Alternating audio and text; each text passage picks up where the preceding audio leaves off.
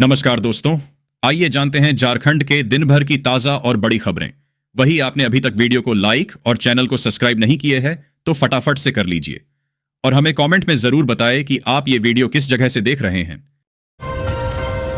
महिलाओं के लिए अच्छी खबर, अब यहां भी मिलेगी मनिया सम्मान योजना। मिलेंगे इतने रुपए। झारखंड सरकार की महत्वाकांक्षी मनिया सम्मान योजना। मार्च में लाखों महिलाओं को हाल ही में एक मुश्त 7,500 रुपए मिले तो दूसरी ओर 20 लाख से अधिक महिलाएं अब भी राशि के इंतजार में बैठी हैं।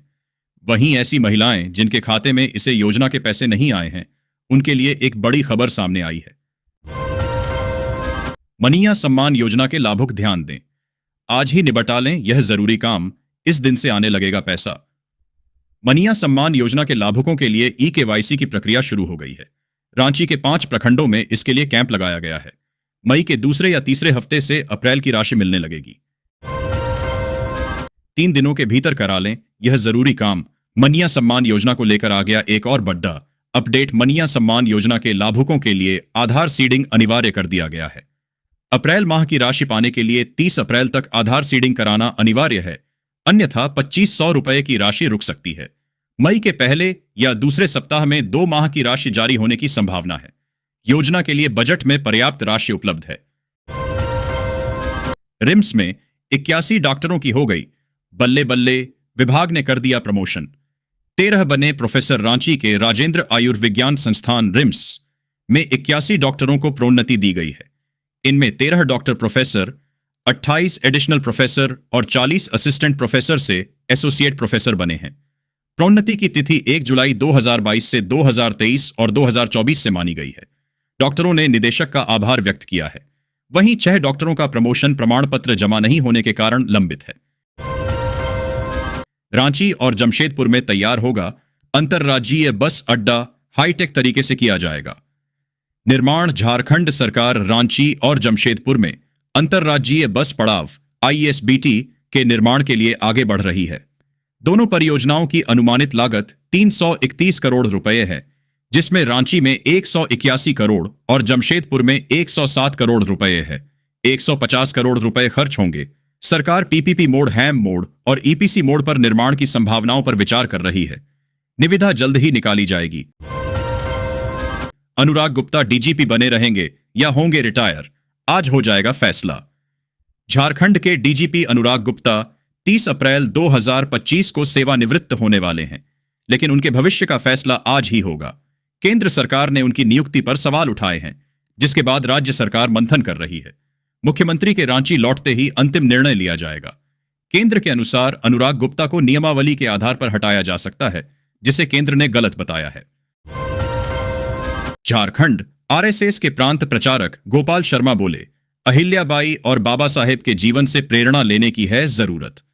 RSS के प्रांत प्रचारक गोपाल शर्मा ने महारानी अहिल्याबाई होलकर और बाबा साहेब भीमराव आम्बेडकर की जयंती पर उनके जीवन से प्रेरणा लेने का आह्वान किया। उन्होंने कहा कि दोनों महान विभूतियों ने विपरीत परिस्थितियों में समाज और देश के लिए महत्वपूर्ण योगदान दिया।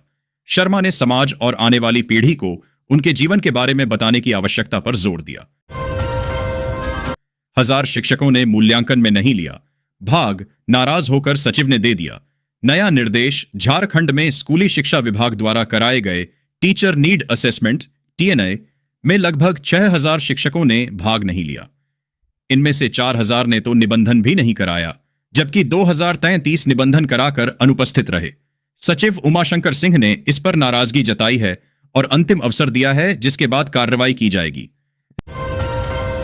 रेलवे की परीक्षा में पेन पेंसिल लेकर नो एंट्री, हाथों में मेहंदी रचाकर जाना भी मना।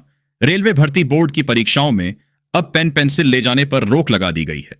अभ्यर्थियों को केवल कॉल लेटर के साथ प्रवेश मिलेगा और पेन परीक्षा केंद्र पर उपलब्ध कराया जाएगा। इसके अलावा इलेक्ट्रॉनिक गैजेट, मोबाइल फोन और अन्य कई वस्तुओं को भी परीक्षा केंद्र में ले जाने की अनुमति नहीं है। मेटालिक ड्रेस और धार्मिक प्रतीक पहनने वालों के लिए विशेष सतर्कता बरती जाएगी। 331 करोड़ में बनकर तैयार होगा रांची और जमशेदपुर में ISBT। जानिए खासियत। झारखंड सरकार रांची और जमशेदपुर में अंतर्राज्यीय बस पड़ाव ISBT बनाने के लिए आगे बढ़ रही है, जिस पर कुल 331 करोड़ रुपए खर्च होंगे। रांची आईएसबीटी की लागत लगभग 181 करोड़ और जमशेदपुर की 150 करोड़ रुपए अनुमानित है।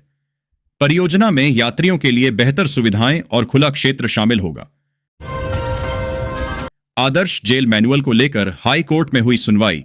हेमंत सरकार को मिला 10 जून तक का समय। झारखंड हाई कोर्ट ने आदर्श जेल मैनुअल लागू करने के लिए सरकार को 10 जून तक का समय दिया है।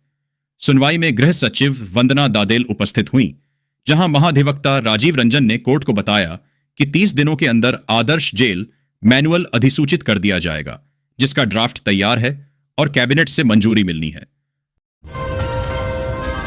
अबुआ आवास के लाभुक चयन में हो गया खेला। 2 मंजिला मकान वाले को मिला लाभ। जांच के आदेश गढ़वा में अबुआ आवास योजना में धांधली का मामला सामने आया है।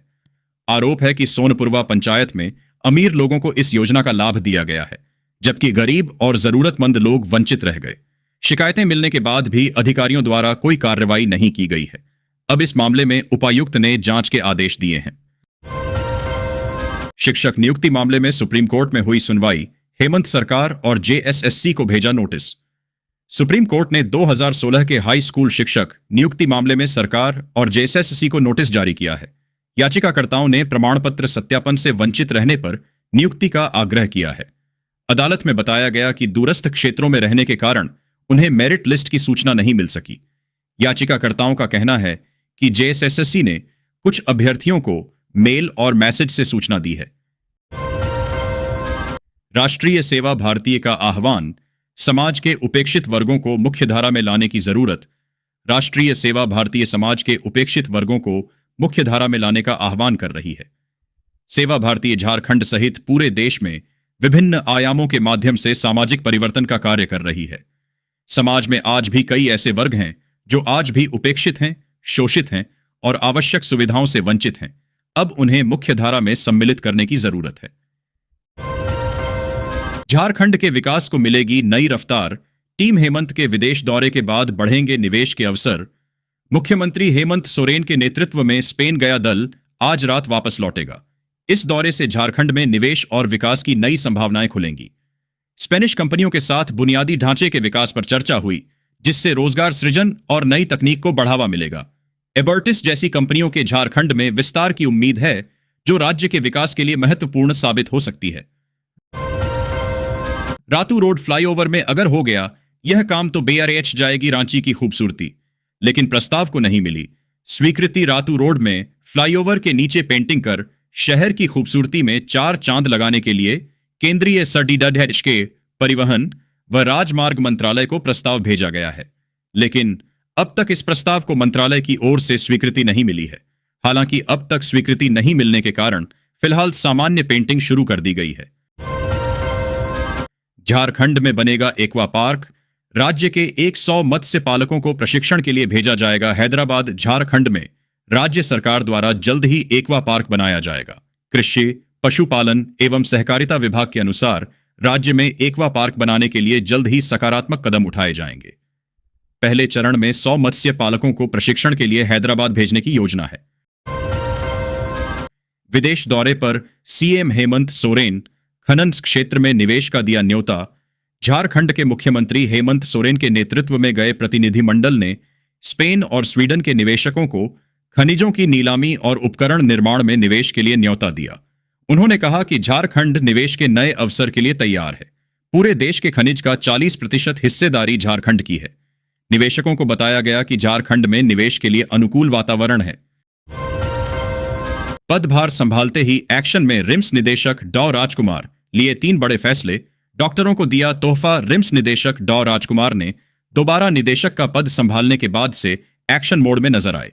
उन्होंने 81 डॉक्टरों को प्रोन्नति देने समेत 3 बड़े फैसले लिए। झारखंड के लोगों को लगेगा 440 वोल्ट का करंट। इतनी महंगी हो जाएगी बिजली। घोषणा। आज झारखंड में बिजली के नई टैरिफ की दर 1 मई से प्रभावी हो जाएगी। आज इसकी घोषणा कर दी जाएगी। जानकारी के मुताबिक 50 पैसे से लेकर 1 रुपए तक बिजली की दर में बढ़ोतरी हो सकती है। धनबाद रेलवे स्टेशन बैंड बाजा के साथ हुआ भाजपा नेता राज सिन्हा का स्वागत।